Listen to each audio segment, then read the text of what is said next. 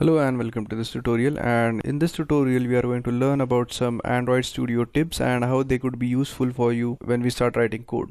So in the previous tutorial we have gone through the interface of the Android Studio IDE, and in this tutorial we are going to discuss some tips which are going to prove helpful for you so that you could program more efficiently. So the first thing which I need to discuss with you is that there are a number of shortcut keys available for you so as to use the Android Studio IDE. So if you want to know all the shortcuts for this, you could simply go on help and you could click on default key map preferences. So if you click on it, you are going to get a list of all the possible shortcut keys which we are going to require to use the Android Studio IDE more efficiently.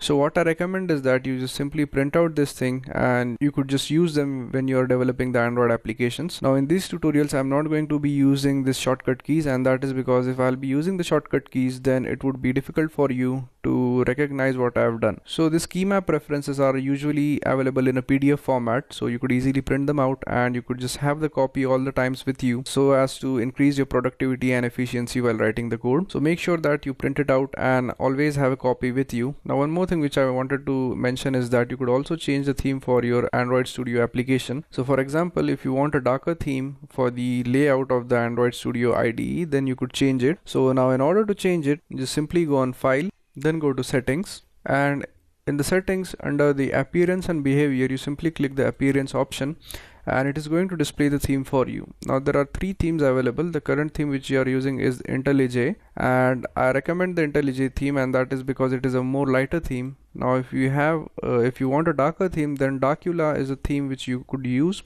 and the Windows theme is much more basic as compared to the IntelliJ.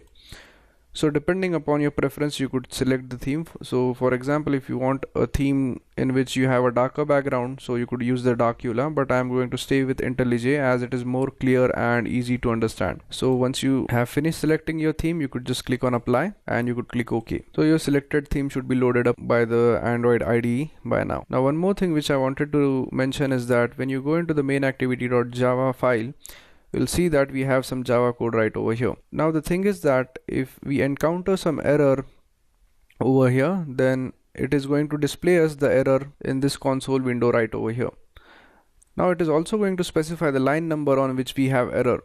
So it is important for us to just kind of check on which line we have encountered an error, but the thing is that we don't have the line numbers over here.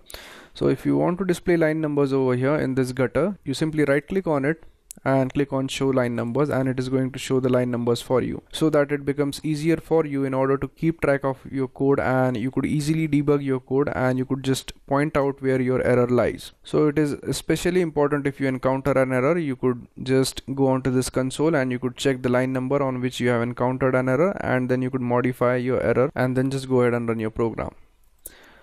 So that was the thing about the line numbers. So make sure that you have line numbers enabled on your Android Studio. Now one more thing with this is that it has an option which is called as the code folding. So for example, we have this import right here, and it is going to automatically fold up all the imports into one thing, and it is not going to show the entire imports. So only if you unclick this, it is going to show you all the imports. Now in order to avoid confusion, we want to turn it off. So we want to turn off the code folding. So in order to turn off the code folding, we simply go on File, click Settings, then we click this Editor option, and inside the editor we have an option which is called as code folding.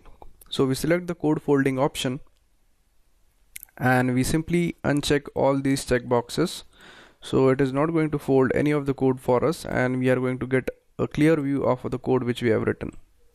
So make sure that you uncheck all of those things and click on Apply and click on OK. So as you could see, it is no longer folding our code. So that's it for this tutorial, and in the next tutorial we'll be learning how you could create your own AVD, which is nothing but the Android virtual device. So for example, if you want to set up your new Android virtual device so as to test out your application onto some new phone, so we are going to learn that how you could do that, and in the next tutorial we are going to learn how you could actually edit and write code for the Android. So the reason I am discussing all these things before directly jumping into the code is that we need to understand these things as we are going to need them in the future, and it would be confusing for you if I explain you to them afterwards. So I thought it would be better for me to cover it right now so that in the upcoming tutorials it would be easy for you to just apply them. So thank you very much for watching this tutorial, and I'll see you guys in the next tutorial. Thank you.